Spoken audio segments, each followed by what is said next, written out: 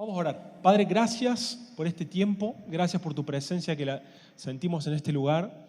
Te entregamos este tiempo de palabra y te pido, Señor, que nos hables, que tu palabra nos hable, que tu palabra tu palabra que es viva y eficaz y más cortante que espada de dos filos pueda penetrar nuestro ser y transformarnos. En el nombre de Jesús. Señor, te entregamos nuestra mente y nuestro corazón para que ningún argumento se levante contra el conocimiento de Dios, para que ningún argumento se quiera levantar con altivez contra tu palabra, Señor. Nos abrimos a tu voz. En el nombre de Jesús. Amén. ¿Amén o no amén? Bueno, ¿me escuchan bien? Bien. Ok, dice, este tema es un tema muy interesante, que tiene que ver con... Es un tema que algunos creen que no tiene que hablarse en la iglesia. ¿Vieron que hay ciertos temas que dicen, si no te querés pelear, no hables ni de política ni de fútbol, porque eso como que puede dividir? ¿Sí o no? Estás en la Navidad compartiendo y de repente se junta uno que, no sé, uno de Boca y otro de River, y ahí se arma el lío, se empiezan a cargar y termina mal. En la política lo mismo, pero hay ciertos temas que tal vez hemos considerado como que no hay que tocarlos en la iglesia, y quiero hoy derribar un tabú, si se quiere. Quiero hoy ayudarte a verlo de otra manera. Y este tema, fíjense que la Biblia habla más veces de esto que del cielo y del infierno. ¿Es importante el cielo y el infierno? Recién estamos hablando que venga el cielo, ¿sí? ¿Es importante o no? Los que creemos en la vida eterna es muy importante. Y Jesús habló más de este tema que de cualquier otro tema. 16 de las 38 parábolas se refieren a cómo manejar las finanzas y los bienes. Hagan conmigo así. Hacen conmigo así. Vamos, síganme la corriente.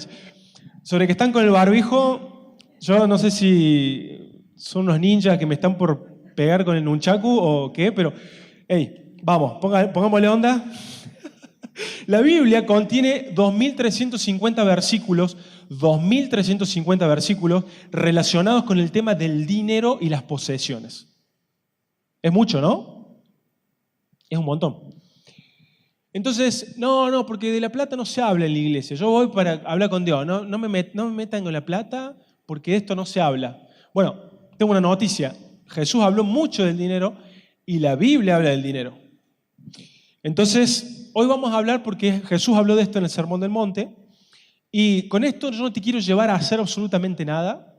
No es una cosa tramposa que después te vamos a pedir plata ni nada. Ya te lo digo.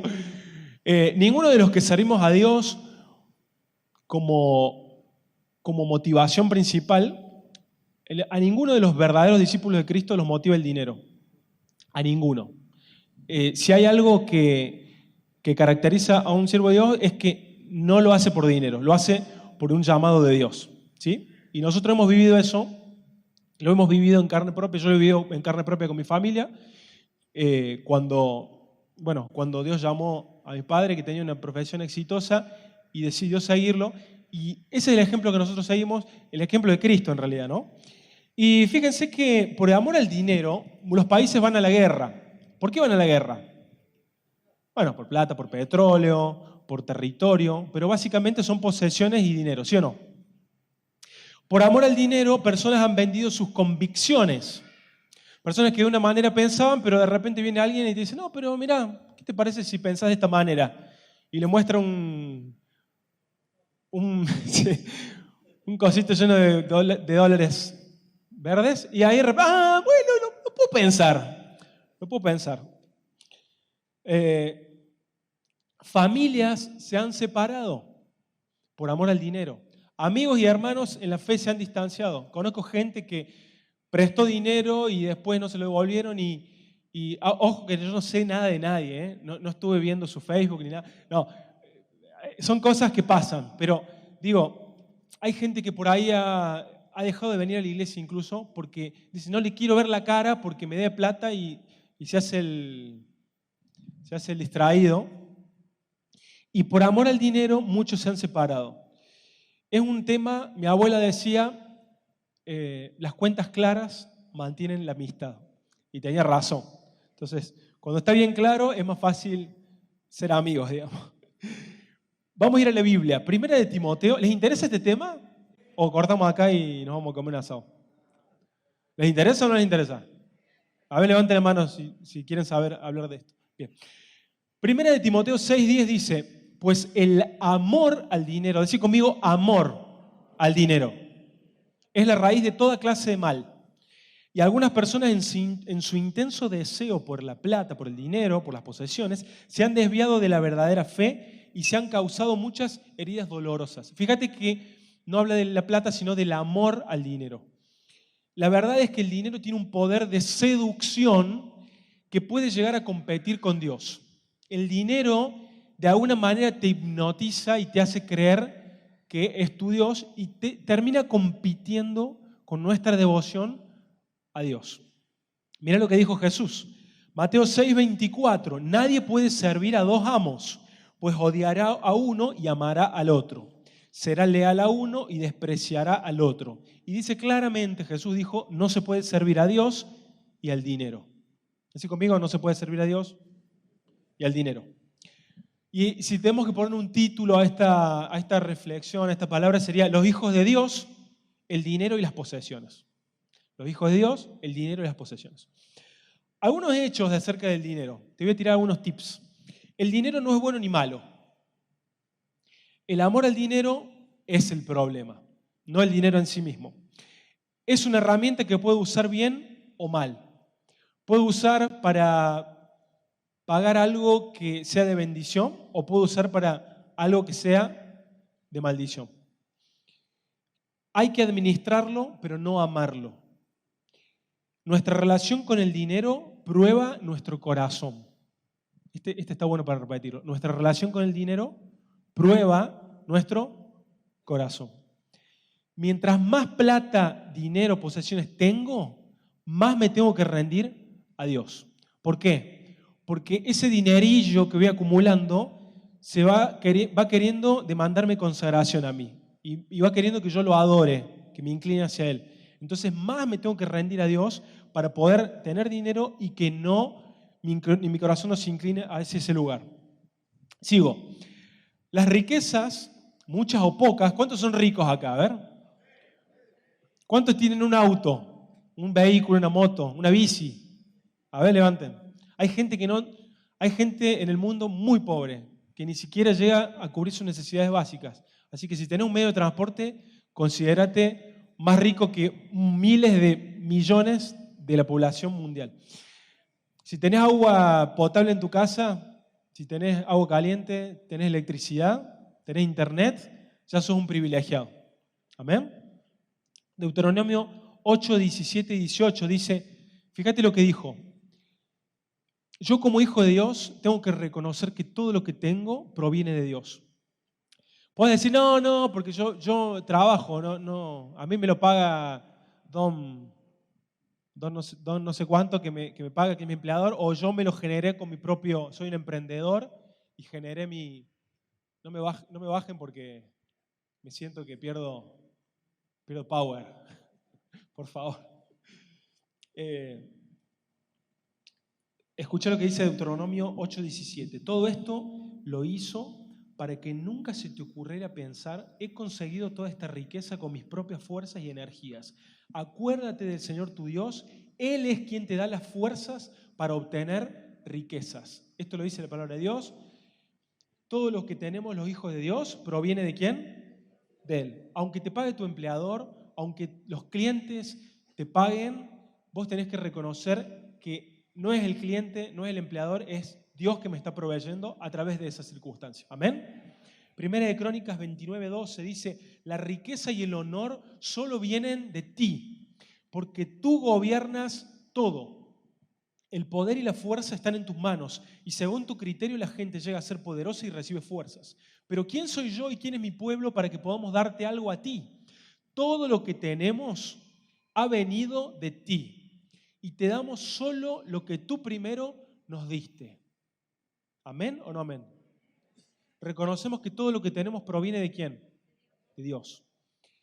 Otro punto. Miren, es muy amplio el tema del dinero y de las posesiones y de nuestra relación con él. Así que voy a hacer un poco de mezcla. A mí me gusta ser más conciso, pero hoy voy a hacer un collage, digamos. Seamos agradecidos, otro punto. Seamos agradecidos. Fíjate que está a tu lado y fíjate si tiene cara de agradecido o cara de quejoso. ¿Qué cara tiene? A ver. ¿Ojitos de agradecimiento tiene? Hebreos 13:5. No amen el dinero. Estén contentos con lo que tienen. ¿Cuántos están contentos? ¿Cuántos están contentos con el esposo que tienen? A ver. ¿Cuántos están contentos con la esposa que tienen? ¿Cuántos están contentos con el auto? ¿Cuántos están contentos? Bueno, no habla de ser conformista y no desear más, pero habla de estar contentos. Es distinto estar contento o estar quejándose todo el tiempo. ¿Por qué esta porquería que no sirve para nada? Esta comida, este país. Dan ganas de quejarse a veces, ¿no? Cuando vemos lo que hacen los gobernantes, por ahí te dan ganas de quejarse, pero está bueno no quejarse y ser agradecidos. Pues Dios ha dicho, escucha esta promesa tremenda, nunca te fallaré, jamás te abandonaré. ¿Cuántos lo toman? Filipenses 4, 6 y 7 dice, no se preocupen por nada, en cambio oren por todo. Díganle a Dios lo que necesita y acaba subrayado, denle gracias por todo lo que Él ha hecho. Tómate un segundo y dale gracias ahora. Decirle, Señor, gracias, porque tengo salud, porque estoy en este lugar, porque pude venir. Gracias porque cuando estuve enfermo me sanaste. Gracias porque tengo para vestirme, porque la mayoría de nosotros estamos un poquito más gorditos de lo que deberíamos, porque estamos bien alimentados. Gracias, Señor. Gracias. Gracias por mi familia, por mis hijos. Gracias. ¿Damos gracias o no? Dame un aplauso al Señor. Dale un aplauso de agradecimiento. Y escucha lo que dice. Dice, denle gracias por todo lo que ha hecho, así experimentarán la paz de Dios. ¿Cuánto necesitamos la paz de Dios? Que supera todo lo que podemos entender. La paz no te la va a dar ni el yoga, ni las pastillitas para dormir, ni el psicólogo. Esta paz viene de Dios. La paz de Dios cuidará tu corazón y tu mente mientras vivan en Cristo Jesús. Bueno, ahora otro punto. Don't worry, be happy. ¿Qué significa? No te preocupes, sé feliz. Mateo 6:25. Por eso Jesús les dijo, por eso les digo, no se preocupen por la vida diaria, si tendrán suficiente alimento y bebida o suficiente ropa para vestirse. ¿Acaso no es la vida más que la comida y el cuerpo más que la ropa? Así que no se preocupen por todo eso diciendo qué comeremos, qué beberemos, qué ropa nos pondremos. Estas cosas dominan el pensamiento de los incrédulos, pero el Padre Celestial ya conoce todas sus necesidades. Busquen el reino de Dios por encima de todo lo demás. Decí conmigo, por encima de todo lo demás. Por arriba, por encima. ¿Y qué dice? Y lleven una vida justa, y Él les dará todo lo que necesiten. Es una promesa tremenda de Dios. Así que no se preocupen por el mañana, porque el día de mañana traerá sus propias preocupaciones. Los problemas del día de hoy son suficientes por hoy. ¿Amén? Y en esto quiero hacer una salvedad. No me refiero a que seas negligente y que no hagas ningún plan y que digas, bueno, ya está, ya fue, no sé qué vamos a comer y tenés tu hijo ahí sin comer porque nada, la palabra dice que no me tengo que preocupar por nada. Bueno, tampoco quiero seamos... Entonces, cuando trabajes, hazlo con diligencia. Te voy a dar un versículo para contrastar con este otro. Proverbios 13:4 dice, los perezosos ambicionan mucho y obtienen poco, pero los que trabajan con esmero prosperarán. La palabra de Dios nos manda a trabajar con esmero, a no preocuparnos, pero sí trabajar, sí planificar. Dice la palabra de Dios, Jesús les dijo, ninguno de ustedes se va a poner a construir una torre, un edificio, si primero no hace los cálculos a ver si le va a alcanzar. ¿Sí?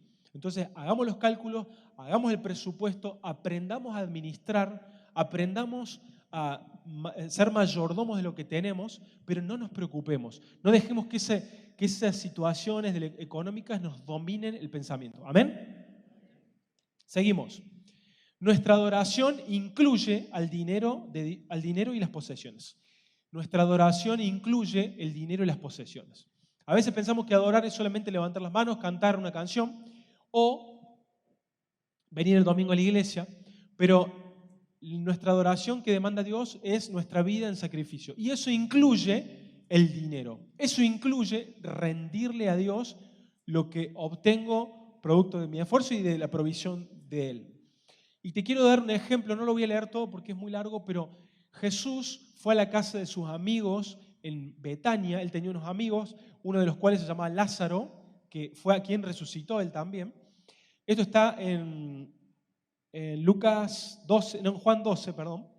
Después lo pueden buscar. Y dice que prepararon una cena en honor a Jesús y Marta servía y Lázaro estaba entre los que comían. Entonces María, una de las hermanas, tomó un frasco de casi medio litro de un costoso perfume de nardo puro, preparado con esencia de nardo. Le ungió los pies a Jesús y los secó con sus propios cabellos. La casa se llenó de la fragancia del perfume. Era un perfume mucho mejor que cualquier perfume que hoy puedas comprarte. El más caro era mejor porque era una esencia pura, era una cosa muy costosa. ¿Saben lo que costaba?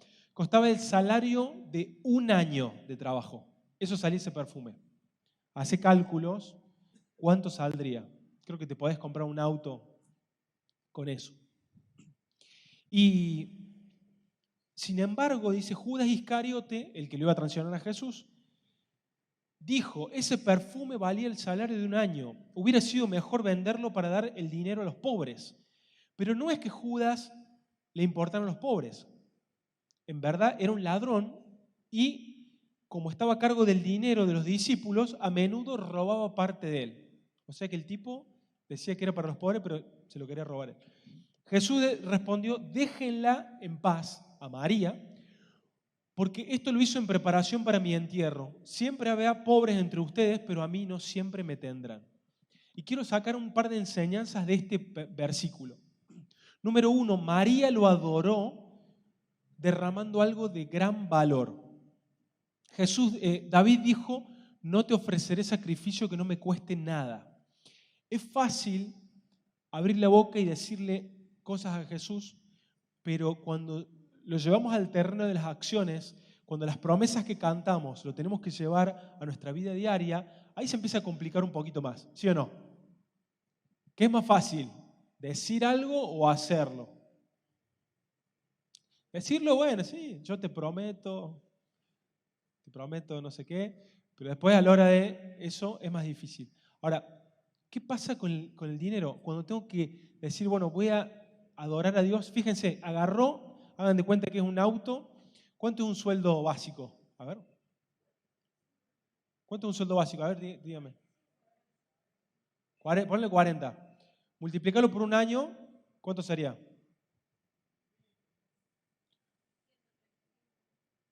¿Cómo estamos mal por la matemática, no? 480.000 pesos en 12 meses. ¿Sí? Eso salía aproximadamente el perfume que derramó María. Bueno, ahora empieza la pista de baile. Ah, no, ya está. Bien, ¿y qué pasa? Fíjense lo que hizo María, derramó eso. Y uno diría, no, ¿cómo va a gastar toda esa plata para dar a los pobres? Eso es lo que dijo Judas, pero su intención no era la correcta. Y Jesús lo aprobó o no lo aprobó. Lo aprobó, recibió su adoración y su ofrenda. Y esto me habla, y dice, y después se contó, dijo Jesús, que lo que ella ha hecho se va a repetir a lo largo de los años. Y se cumple la promesa cada vez que hablamos de este pasaje. Pero fíjense que Jesús sí valora cuando nosotros le damos algo que nos cuesta. Le podemos decir, sí, Señor, yo te amo, pero cuando haces algo que te saca de tu zona de confort, por ejemplo, dándole algo de gran valor para vos, eso es una adoración que Dios sí la ve, porque ve que tu corazón no es solamente palabrerío, sino que lo llevas a la acción. ¿Amén o no amén? Interesante, ¿no? Y fíjense otra cosa, la reacción de Judas muestra que la relación con el dinero puede revelar dónde está nuestro corazón. Jesús dijo, donde esté tu tesoro, allí también estará vuestro corazón. ¿Judas tenía un corazón bueno o malo? Malo. Lo vemos porque unos días más tarde traicionó a Jesús con un beso y lo entregó al enemigo, ¿sí? Pero fíjense cómo se comportó con el dinero. Y a veces cómo nos comportamos con el dinero puede revelar algo en nuestro corazón, algo más profundo. Por ejemplo, te voy a dar otro ejemplo. Alguien que dio evidencias de cambio en su vida por cómo actuó con el dinero, ese fue Zaqueo. Zaqueo era un cobrador de impuestos, alguien que le robaba y que hacía unas transfugueadas. Y cuando se encontró con Cristo y cambió su vida, dijo, voy a darle la mitad de mi dinero a los pobres y si a alguien le robé, le voy a devolver 4 veces. ¿Se dan cuenta cómo nuestra relación con el dinero va mostrando también algo más profundo en el corazón? ¿Pueden ver eso? Ok. Si no, lo pueden seguir estudiando. Los invito a que lo hagan. Sigo. Voy por la página 5 y me falta un poquito más. Decí conmigo, mejor es dar que recibir. Pregunto, ¿mejor es dar que recibir? Pregunto, cuando pensás en dar plata, ¿se pone triste tu corazón o se pone contento? ¿Pensás en el dinero con alegría o con tristeza?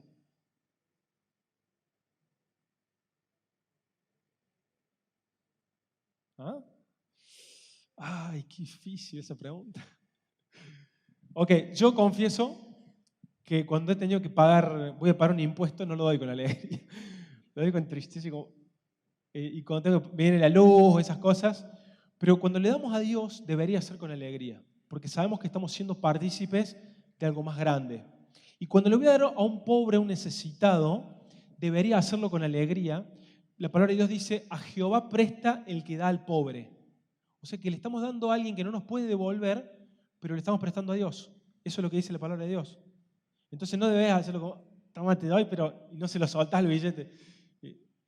No, se lo doy con alegría, con gozo en mi corazón. Cuando doy el dinero en la ofrenda, lo doy con gozo. ¿Amén o no amén? Sigo, dar a los necesitados. Te voy a dar 3 pasajes rápido. Primera de Juan 3:17 dice, si alguien posee bienes materiales y ve que su hermano está pasando necesidad y no tiene compasión de él, ¿cómo puede decir que el amor de Dios habita en él? Wow, esto nos lleva a decir, sí, yo te amo hermano, pero dice que si tenés y no ayudás a tu hermano que está pasando necesidad, ¿cómo puede habitar el amor de Dios en nosotros? Wow, eso es una piña para el egoísmo, ¿sí? ¿O no? Hebreos 13:16 dice, y no se olviden de hacer el bien ni compartir lo que tienen con quienes pasan necesidad. Estos son los sacrificios que le agradan a Dios. Tercer versículo, Proverbios 22:9. Benditos son los generosos. ¿Cuántos son generosos? Qué pocas manos, che. Levantala por fe, por lo menos. ¿Cuántos son los generosos? Benditos son los generosos porque alimentan a los pobres. Además de dar a los necesitados, también los hijos de Dios debemos dar para la obra de Dios. Proverbios 3:9 y 10 dice, honra al Señor con tus riquezas y con lo mejor de todo lo que produces. Entonces, hay una promesa, entonces Él llenará tus graneros y tus tinajas se desbordarán de buen vino. Tal vez no tenemos graneros hoy, a no ser que tengas un campo, pero la mayoría de nosotros no tiene granero, pero puede ser tu cuenta bancaria. Dice, Él llenará tus graneros y tus tinajas se desbordarán de buen vino cuando honramos al Señor con nuestras riquezas. Cuando diezmamos y ofrendamos, honramos al Señor y somos colaboradores en la tarea de hacer discípulos de Cristo, que es la misión de la iglesia. En la época de Jesús hubo personas que apoyaron económicamente su ministerio. ¿Vos sabías que había personas que apoyaban económicamente a Jesús? ¿Sabías eso? ¿Quieren saber más? Lucas 8 dice, poco después Jesús comenzó el recorrido por las ciudades y llevó consigo a sus 12 discípulos y junto con algunas mujeres que habían sido sanadas de espíritus malignos y de enfermedades. Entre ellas estaba María Magdalena. Alguna tradición dice que María Magdalena era de la región de Magdala, que era una región próspera, económica, un puerto y había un mercado de pescados. Y algunos dicen que era una mujer empresaria, María de Magdalena, de quien había expulsado 7 demonios. Juana, la esposa de Chuza, administrador de Herodes, una mujer que tenía dinero. Susana y muchas otras que contribuían con sus propios recursos al sostén de Jesús y sus discípulos. Ahí tenemos que había gente que apoyaba económicamente el ministerio de Jesús. Otros ejemplos son Nicodemo y José de Arimatea, quienes sepultaron a Jesús y los honraron con sus bienes. Ustedes saben que Jesús fue crucificado entre malhechores y la profecía decía que iba a ser sepultado en una tumba de reyes, de personas nobles, y este José de Arimatea tenía una tumba lujosa, un sepulcro lujoso, y ahí él fue y lo sepultó a Jesús, se hizo cargo del cuerpo, y Nicodemo trajo aloe, mirra y no sé cuántos kilos de algo muy costoso, que eran unas especias que se usaban en esa época, y lo ofrendó a Jesús. Y durante su vida se cree que también apoyaron económicamente. Dios nos llama a ser generosos. Te voy a leer algunos más y ya con esto termino. Proverbios 11, 24 y 25. Da con generosidad y serás más rico. Sé tacaño y lo perderás todo. Estoy hablando de proverbios, ¿eh? El generoso prosperará y el que reanima a otros será reanimado. ¿Qué dice la ley de este mundo? Retén todo lo que puedas, no le des nada a nadie, porque si no te vas a quedar sin plata. Jesús, la Biblia, el reino de Dios nos dice, da con generosidad y serás más rico. Es una ley distinta. Hay que creerlo, hace falta fe para esto. ¿Cuántos tienen fe? Lucas 6:38, den y recibirán. Lo que den a otros les será devuelto por completo, apretado, sacudido para que haya lugar para más, desbordando y derramado sobre el regazo. La cantidad que den determinará la cantidad que recibirán a cambio. 2 Corintios 9:6. Recuerden lo siguiente, un agricultor que siembra solo unas cuantas semillas obtendrá una pequeña cosecha, pero el que siembra abundantemente cosechará una cosecha ¿cómo? Abundante. Sembras poco, cosechas poco. Sembras mucho, cosechas ¿cuánto? Mucho. Cada uno debe decidir en su corazón cuánto dar y no den de mala gana ni bajo presión, porque Dios ama a la persona que da con alegría. Y Dios proveerá con generosidad todo lo que necesiten. Entonces siempre tendrán todo lo necesario y habrá bastante de sobra para compartir con otros. Deberíamos enseñar, los que somos padres, a nuestros hijos a separar una parte de sus bienes, de su mensualidad, de lo que reciban de los abuelos, no sé. Yo cuando era chico, mi abuelo me daba 20 pesos, que eran como $20, sería bastante. Cuando el peso valía más, ¿no? Me daba 20 pesos.